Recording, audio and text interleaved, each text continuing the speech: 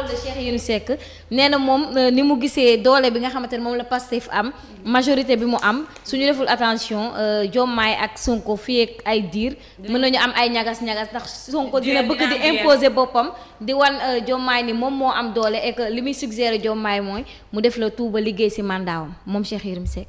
waaw moom lu mu wax du dëgg il est habitué des faits quoi. man moom sincèrement xoolal bu ko Cheikh Yérim Seck waxul woon dinaa gëm ni xëy na mën na nekk mais le fait que Cheikh Yérim Seck ni dina am rek man daf ma rassuré ni du am. waaw sincèrement. parce que tamit quelqu'un comme Cheikh Yérim Seck. dama ko boole si ñi nga xam ne mooy borom gémmiñ yuy nàcc yi duñu wax jàmm. ñu bari des fois dañuy am problème pour mën a xam lan moo tax Cheikh Yérim Seck di am posture bi vis-à-vis de Ousmane Sonko. Cheikh Yérim Seck dafa nekk nit boo xamante ne il est égocentrique. en fait dafa jàpp ne tout tourne autour de lui. Cheikh Yérim Seck jàpp na ni moo ëpp xam-xam ñëpp. Cheikh Yérim Seck jàpp na ni moo ëpp xalaat ñëpp. c'est-à-dire c'est un donneur de leçons alors que moom si boppam moom leçon yi muy joxe moom du koy appliquer. c'est pas sûr. non moom c'est pas quelqu'un boo xam dafa crédible tey par exemple dama xool démb si guddi benn extrait bu ma gis. mu togg benn journaliste xam naa yàgg na nag naan man dama dox yàlla daf ma may ma dugg fu ne dem naa sax ba dem fële ca NASA fekk fa ay sénégalais NASA mooy fële nga xamante ni ma nga ca Amérique fa ñuy defaree bombe atomique yi. yaa c'est-à-dire quelqu'un comme Cheikh Yérim Seck ñu ni boroom xam-xam la nee na NASA la ñuy defaree bombe atomique yi quoi c'est-à-dire amul lu Cheikh Yérim Seck domaine boo indi Cheikh Yérim Seck ni moo la ko gën a xam. Cheikh Yérim Seck bien avant élection yi. boo xoolee ci analyse am bi. waaw Cheikh Yérim Seck daf lay bëgg a gëmloo ni que ni. poids bi Pastef amoon ak yooyu. daf ko perte. ñii après élection yi nga gis Cheikh Yérim Seck bëgg la gëmloo ni la dafa am benn un nouveau cycle boo xamante ni moo commencé di am di émerger. boobu moom foog na fa dëgg effectivement. waa léegi imma daf ko xamul woon wala boog dofam moo yem ci. fallait que ñu mettre ko devant le fait accompli pour mu doog ko comprendre. mu toog ba heure boobu doog ko wax. moom Cheikh Yérim Seck ni donc dafa am beneen comment dirais-je beneen cycle boo xamante ni mooy doog a ñëw. te pourtant du analyse boobu la doon def de. léegi nag man li xaw a posé dama xaw a posé problème mooy. dafa war a xam ni politique dafa yaatu. c'est pas seulement ñi nga xam mooy politiciens yi naan jox leen ma. même les analystes politiques ñi nga xam dañuy def ay analyse politique ñooñu également dañ ci bokkaale. donc bu nee cycle buy dem la. na jàppale moom tamit ci cycle boobu la bokk moom Cheikh Yérim Seck. kon Cheikh Yérim Seck waratut a nekk benn analyste politique. moom li fi yóbbu ñoom Macky Sall ak politiciens yu njëkk ya. ba mu jàppale ñoom dañu révolé beneen xeetu politique moo am. man dafa war a jàppale moom tamit analyse mi muy def baaxatul. moo tax lépp lu mu def c'est erroné. ba pare nit koo xamante ni li may wax encore une fois Ousmane Sonko bi muy doog a ñëw gis nga ni Cheikh Yérim Seck bokkoon na ci ñi mu invité woon bi mu defee livre solution. bi mu ñëwee. yan question la doon posé ay sa jabar day muuroog ay ñii ne nañ yow fii nga bokk ak yow bokkoo fii maanaam wax yoo xamante ne nooy dund voilà ay wax yu daanu ci sareet la Cheikh Yérim Seck doon wax benn Cheikh Yérim Seck également Ousmane Sonko ba muy am mooy Yérim postam bi mës na invité Ousmane Sonko benn émission boo xam ne vraiment ñoom ñaar ñoo ko def muy émission boo xamante ni voilà c'était instructif bu intéressant juste pour wax lan au début ñoom ñaar daan nañuy waxtaan mais lan moo dem ba ci biir ba Cheikh Yérim Seck mel ni que Ousmane Sonko da ko rayal taaw du lenn muy Cheikh Yérim Seck ak les pseudo intellectuels dañ ci bari ñoo xamante ni dañu yàgg nekk fii ci askan bi di wane ne que ñoom ay borom xam-xam lañ ay borom dayo lañ am nañ carnet d'adresse am nañ lii ñu am foo xam bët boo xam sénégalais dañ leen fa tegoon Ousmane Sonko nag bi mu ñëwee loolu yëpp da ko démystifier wane ni carrément li ngeen jàpp ni mooy xam-xam lii du xam-xam li ngeen jàpp ni mooy politique lii du politique li ngeen jàpp ni ñooy intellectuel lii du intellectuel léegi nag vraiment Ousmane Sonko dafa këpp seen yalwaan le fait que mu këpp seen yalwaan c'est tout à fait normal moo tax du ñu mës a digérer Ousmane Sonko man dama jàpp ni muy Cheikh Yérim Seck ak ñeneen ñi nga xam dañuy comporter comme moom ñoom lii lañ am ak Ousmane Sonko du ñu mës a def benn analyse bu objectif ci ñoom ñaar tey li commissaire Kayta xaw ma defoon na ko fi naan Ousmane Sonko da doon xuloo xaw ma lan Diomaye maay dem Touba du ma dem Touba maay dem du ma dem nee na ñuy xëccoo di xeex ci kii c'est-à-dire que même logique bi commissaire Kayta nekk logique boobu noonu également si la Cheikh Yérim Seck nekk Ousmane Sonko ak Bassirou Diomaye Faye lu wokkul dërëm wokku leen jotewuñ dara lenn nag am na Ousmane Sonko yàgg na di ko wax Bassirou Diomaye Faye yàgg na di ko wax te ñun ñi ñu xam si dara mooy parti bii di Pastef dafa c'est-à-dire que wuuteeg yeneen parti yeneen parti li ñu xamoon mooy dafay am un président de parti boo xamante ni muy buum di bummi su nee ñuul na ñu ni kukk bu nee weex na ñu ni tàll bu nee tooy na bu nee waw na ñu ni kong Pastef nag dafa demeewul noonu Ousmane Sonko bu amee xalaat dafay ñëw indi xalaat bi teg ko ci table bi ku ci nekk wax ci sa xalaat su ñëwee ni nii lay doxalee ku gisul loolu da ngay taxaw ni ko du ñu doxalee nii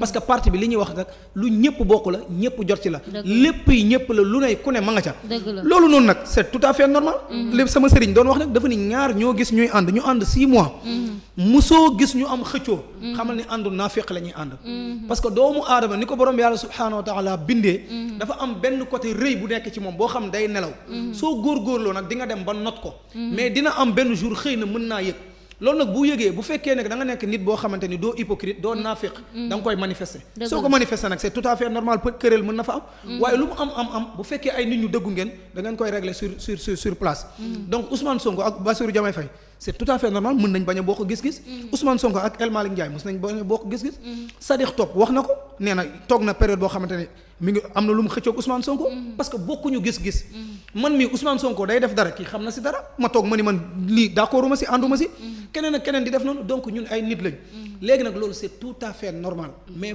pour man yàqul dara ci li nga xamante ni mooy li ñuy téye réew mi parce que ñun on a un objectif en commun te dama koy faral di wax encore une fois ki bëgg fi mu fanaan ak ki bëgg ki ko wétali tëjal bunt bi fayal lampe bi yaakaar naa waru leen mën a boole quoi. dëgg la voilà macha allah gis nañu aussi démb si conseil des ministres yi Zahra Iyane Thiam gannaaw ba président de la République Bassirou Diomaye Diakhar Faye féliciter le parti PASTEF ak Ousmane Sonko Zahra Iyane Thiam bu jàmm njëriñ moo njëkk a génn moom daal di duut baaraam tuuma kii di le président de la République ne ko carrément dafa nekk di prendre parti maanaam dafa far carrément si parti PASTEF ba fësal ko te loolu du yoon ndax dans l'histoire du Sénégal gisuñu benn yoon benn président bu toog conseil des ministres di féliciter parti politique bi nga xamante ne ni moom moo gagné biir assemblée nationale moom Zahra Iyane Thiam nee na le président de la République est inélégant si acte bi nga xamante ne moom la posé.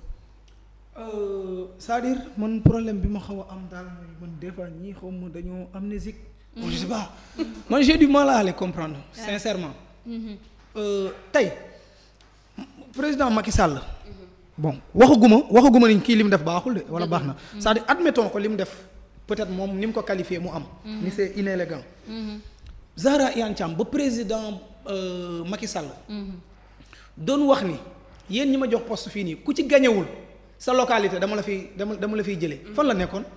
mais loolu est-ce que gënul pire yow un président de la République nit ñi di dem ci ay élections. jongante. yoo xamante ne nekkul sa élection présidentielle boo xam dafa la concerner directement. yow nga taxaw nga ni képp koo xamante ni gañewoo sa localité. dinaa la wàccee fi nga nekk. boo xoolee moment boobu la wàccee woon sax Mimi Touré. ba pare appliquer ko nag oser wax ko ñëpp di ko dégg mu appliquer ko. un président de la République élection am nga toog yow bokk ci ni nga participer kan moo gis Bassirou Diomaye Faye yéey wala mu yàbbi ci élection législative yi. il ne l'a pas fait tandis que moom le président de la République moom bon du ma ne sax président de la République Macky Sall. moom bi mu si tollee woon Macky Sall lan la fi doon def. xam naa damay toog ba 19h après ma taal lamp yi commencé dégg bàcc yi est-ce que Diomaye Faye taxaw na def loolu noonu mu def. bi muy def loolu moom Zahra Iyane Thiam mii nii moom fan la nekkoon ba ko comment dirais-je kii Macky Sall doon def.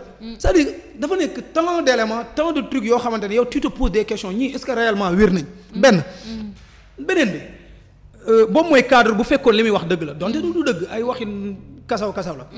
mais li lay wan ne du dëgg mooy. li lay wane tamit Bassirou Diomaye Faye li mu def c'est tout à fait normal mu def ko. mooy que ni moom dafa féliciter le peuple sénégalais. c'est-à-dire que les citoyens tous les citoyens la féliciter. waaw moom elle ne fait pas partie de ces citoyens la moom bokkul ci peuple. de man loolu mooy sam problème quoi yeneen parti politique yi muy wax également bokk nañ ci peuple wala bokkuñ ci peuple. que président de la République sax que le meilleur gagne la wax. mais moom laay wax léegi li nga xam moo nekk discours dafa nekk que le meilleur gagne waaw faralu si kenn muy parti politique muy parti boppam mi nga xam ne waa Pastef mu ñeneen ñi. dinaa la wax lu tax ma la dafa war a far. lu tax mu war a far. voilà léegi moom ma ñëw si ma ni moom nu mu tuddati. Zahra Iyane Thiam. tey président Diomaye Faye bu féliciter le peuple sénégalais. ci seen maturité et tout moom Zahra Iyane Thiam waru ci mën a génne boppam. donte ni man dama jàpp ni qu'elle est immature su mature woon du waxee loolu. mais moom sagal nañ ko sax ñu boole ko si. donc